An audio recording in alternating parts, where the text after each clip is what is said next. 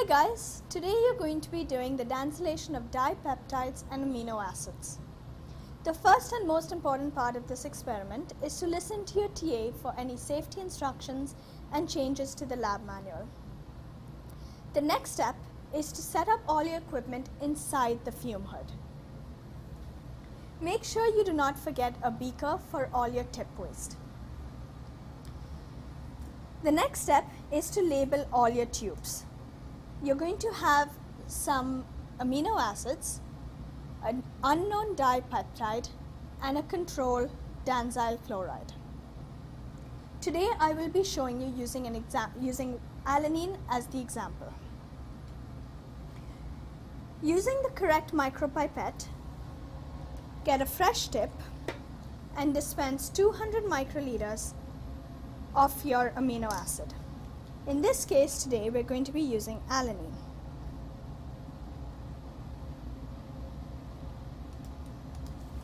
Dispense the tip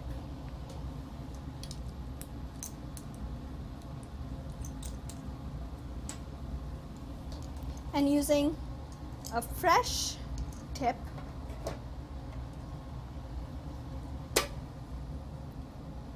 again 200 microliters of dansyl chloride should be added to your amino acid.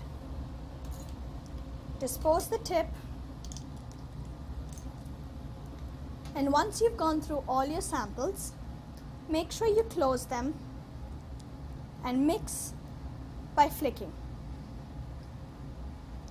Note any observations that happen in the process. The most important part is to make sure that all your samples are mixed properly. Once you've mixed all your samples, take it over to the 37-degree bath and incubate for an hour.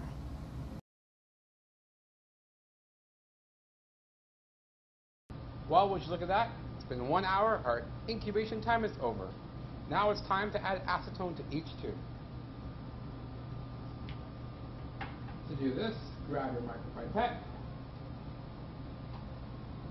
your tip,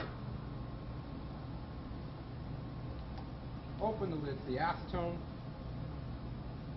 and take up your acetone.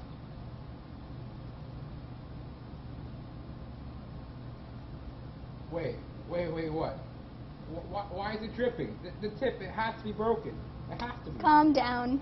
You just haven't conditioned the tip. Clearly haven't listened to the TA yet, have you? Conditioning? What's conditioning? Let me show you. Here you go. Alright, so to prevent that from happening, like I said, you have to condition your tip. By that, we mean to draw up the liquid a few times before you actually dispense the volume you need. So that was the first time, and I'll do it 2 more times. The last time.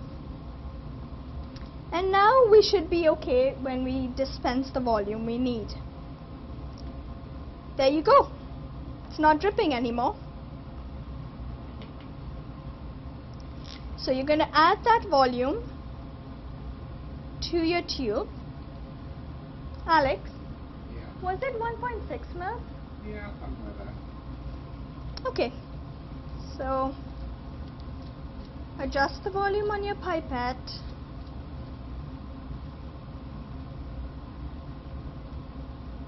And since the tip has already been conditioned, we do not have to do that again.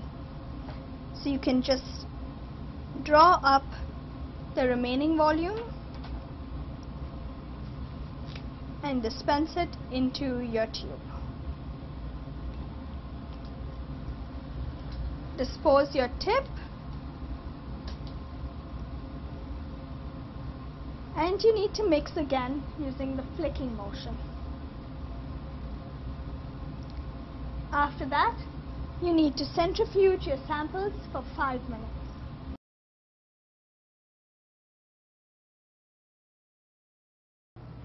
It's important to remember that after centrifugation that there will be 2 procedures. One that involves your amino acids and your dansyl chloride control, and one that involves your unknown dipeptide. For this procedure, I'll show you what to do with your amino acids and your Dansyl chloride control. After 5 minutes of centrifugation, you'll notice that our pellet has ended up at the bottom of the test tube. If you remember from before when we had our acetone, we had this cloudy substance. Now you can see the difference, a cloudy substance and our clear substance with the pellet at the bottom. This is what we're looking for. With this tube here, we're going to aspirate the liquid layer. What I mean by that is we want to remove the top layer. We do not want any part of the pellet. We only want the top layer. To do this, grab your pasture pipette.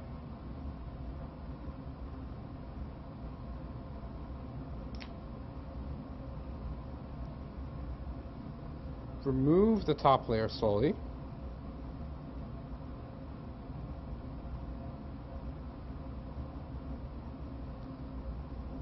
And transfer it to a clean microcentrifuge tube.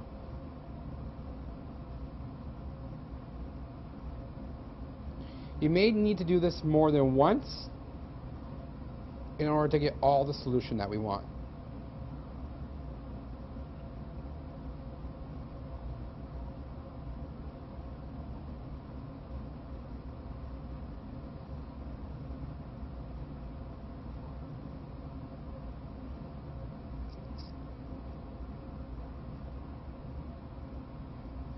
Once we have all the solution we want to dispose of this pasture pipette.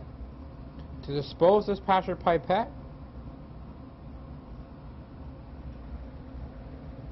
you want to place it in your beaker over here.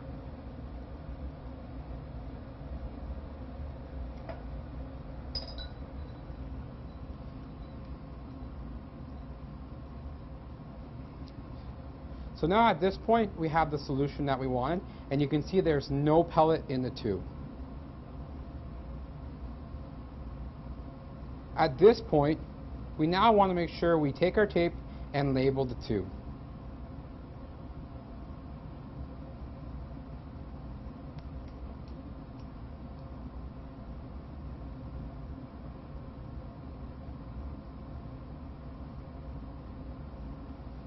Now you can see our tube is labeled.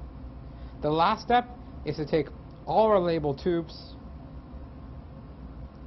place them down, and leave them in the fume hood to dry.